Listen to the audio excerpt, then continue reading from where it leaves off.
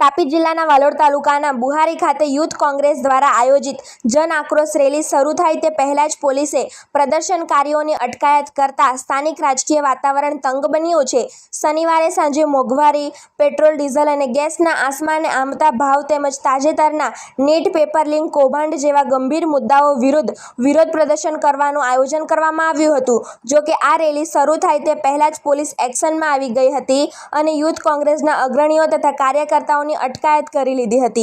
આ વિરોધ પ્રદર્શન માટે વહીવટી તંત્ર કે પોલીસ વિભાગ તરફથી કોઈ સત્તાવાર મંજૂરી આપવામાં આવી નહોતી। વિસ્તારમાં કાયદો અને વ્યવસ્થાની સ્થિતિ જોખમાય નહીં અને કોઈ અનિચ્છનીય બનાવ ન બને તે માટે સાવચેતીના ભાગરૂપે પોલીસે આગોતરી અટકાયત કરી હતી। બીજી તરફ પોલીસના આ પગલાંને કારણે કોંગ્રેસના કાર્યકરોમાં ભારે નારાજગી જોવા મળી હતી।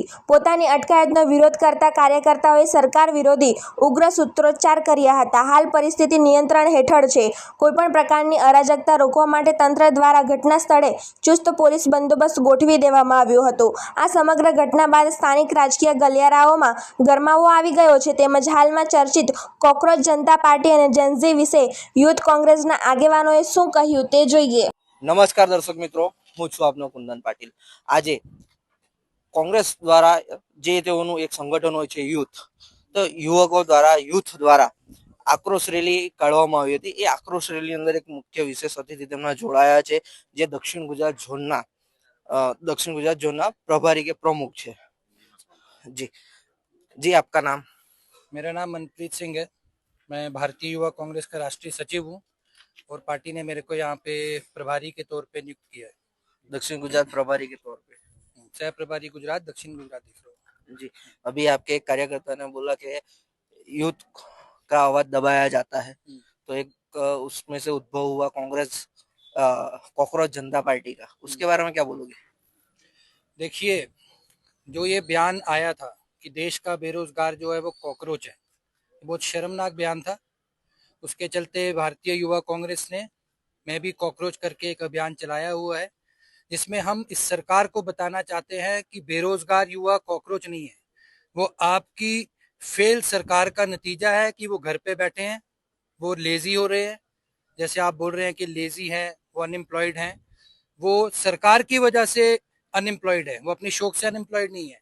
12 साल में ये सरकार ने हर साल 2 करोड़ नौकरियों का वादा किया था। अगर आप हिसाब करने बैठेंगे तो गिनती भी नहीं कर पाएंगे भाजपा के लोग।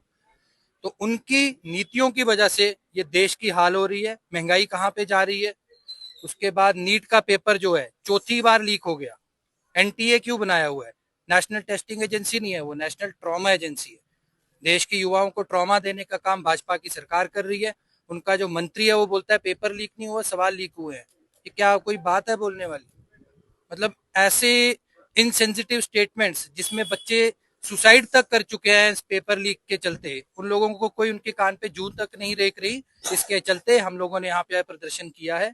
हम इस्तीफा मांगते हैं धर्मेंद्र प्रधान का, और जब तक वो इस्तीफा नहीं देंगे भारतीय युवा कांग्रेस राहुल गांधी जी के नेतृत्व में इस तरह से प्रदर्शन करती रहेगी और इस्तीफा जो है उनसे करवा के रहेगी। जो कांग्रेस जनता पार्टी का उद्भव हुआ है वो यूथ ने किया हुआ है, जो जेनजी जनरेशन है उन्होंने किया है, तो उनके लिए आप क्या कहोगे जेनजी जनरेशन के लिए? देखिए, कॉकरोच जनता पार्टी जो है वो आम आदमी की तरफ से यूथ को दोबारा गुमराह करने के लिए एक सटायर पेज बनाया गया था। उसके चलते वो लोगों को असलियत जो है वो युवा समझ चुके हैं कि कॉकरोच जनता पार्टी क्या है। जो देश का जनजी युवा है वो भारतीय युवा कांग्रेस के साथ जुड़ा हुआ है। भारतीय युवा कांग्रेस की में भी कॉकरोच जो अभियान है उसमें चल रहा है।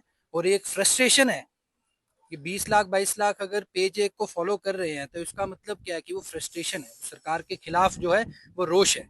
बहुत से लोग सड़कों पे आने से डरते हैं क्योंकि यहाँ सवाल पूछने पे जेल में डाल दिया जाता है। आपने अभी जो रैली निकाली वो भी एक आक्रोश, एक गुस्सा निकालने के लिए किया था, और उन्होंने जो पेज बनाया वो भी एक गुस्सा और आक्रोश निकालने के लिए ही किया था, तो उनका आक्रोश और आपके आक्रोश में क्या डिफरेंट है? हम आपको कहाँ पे दिख रहे हैं? अभी पुलिस स्टेशन में खड़े हैं जी कॉकरोच जनता पार्टी का पेज जो बनाया अभिजीत ने, वो कहाँ है? बॉस्टन यूएस में बैठा हुआ। जी, युवा कांग्रेस और कॉकरोच जनता पार्टी में फर्क साफ है। कांग्रेस पार्टी का एक एक कार्यकर्ता राहुल जी के बब्बर शेर जो है वो सड़कों पे लड़ रहे हैं, वो सड़कों पे आंदोलन कर रहे हैं, जिसके चलते हमको अभी यहाँ पे डिटेन किया गया है। कॉकरोच जनता पार्टी जो है वो चला तो रहे हैं ऊपर, पर जमीन पे आइए ना। उनको मैं बोलना चाहूंगा अब जमीन पे आए, जमीन पे आके प्रदर्शन करें। जिस तरह से यूथ कांग्रेस है, एनएसयूआई है, कांग्रेस पार्टी कर रही है, उनको भी जमीन पे आना चाहिए। युवाओं के लिए आप, अंतिम प्रश्न है, युवाओं के लिए आप क्या कहोगे? युवाओं को मैं एक ही चीज कहूंगा कि सवाल पूछने से डरिए नहीं। आपका हक है रोजगार। सरकार से सवाल पूछिए, रोजगार की मांग कीजिए। भारतीय युवा कांग्रेस, भारतीय राष्ट्रीय कांग्रेस आपके साथ खड़ी है। जे तमारो परिचय? વિભવ ગામિત, પ્રમુખ તાપી જિલ્લા કોંગ્રેસ સમિતિ। આજે યુથ કોંગ્રેસ દ્વારા જે નીટનું પેપર લીક થયું છે, અસહ્ય મોંઘવારી, પેટ્રોલ ડીઝલનો ભાવ વધારો અને જે રાંધણ ગેસ આજે મોંઘો થવા છતાં પણ નથી મળતો, તેના વિરોધમાં આજે વિરોધ પ્રદર્શનનું જન આક્રોશ રેલીનું આયોજન આજે બુહારી ખાતે કરવામાં આવ્યું હતું।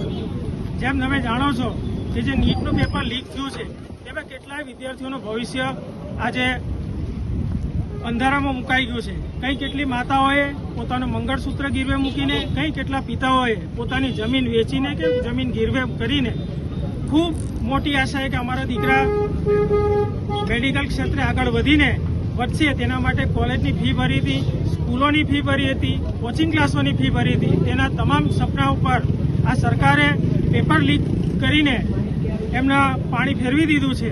તેના વિરોધમાં આજે અમે બુહારી ખાતે યુથ કોંગ્રેસના માધ્યમથી અમે પ્રદર્શન કર્યું છે। અહીં વિશેષમાં કોણ પધાર્યું હતું? અહીંયા વિશેષમાં અમારા મહુવા વિધાનસભા યુથ કોંગ્રેસના પ્રમુખ ભાઈ કૌશલભાઈ ગામિત, જેમના આગેવાની હેઠળ આ કાર્યક્રમ યોજાયો હતો, જેમાં અમારા ઇન્ડિયન યુથ કોંગ્રેસના દક્ષિણ ગુજરાતના પ્રભારી ભાઈ મનપ્રીતસિંહ મન્ની, સુરત જિલ્લા યુથ કોંગ્રેસના પ્રમુખ ભાઈ પિયુષભાઈ, અમારા તાલુકા પ્રમુખશ્રીઓ ભાઈ યજ્ઞેશભાઈ, ભાઈ સંજયભાઈ, અમારા હોદ્દેદારો અને સિનિયર આગેવાના હરીશભાઈ, સતીશભાઈ, એવા ઘણા આગેવાનો અહીંયા હાજર રહ્યા। તંત્ર સામે માંગણી શું છે? તંત્ર સામે અમારી ચોક્કસ એ માંગણી છે કે સૌપ્રથમ તો આ જે પેપર લીક થયું છે તેના કસૂરવારો પર કડકમાં કડક કાર્યવાહી કરવામાં આવે। જે વિદ્યાર્થીઓનું ભવિષ્ય બગડ્યું છે તે વિદ્યાર્થીઓને રાહત આપીને એમને તમામને સારી કોલેજોમાં સરકારે પોતાના ખર્ચે એડમિશન આપીને આ વિદ્યાર્થીઓનું ભવિષ્ય ફરી એકવાર ઉજ્જવળ બનાવવું જોઈએ। સાથોસાથ જે મોંઘવારીનો માર આજે સામાન્ય પ્રજા, મધ્યમ વર્ગ ભોગવી રહી છે, એ મોંઘવારી રીતે ઓછી કરવામાં આવે અને નાગરિકોને રાહત આપવામાં આવે।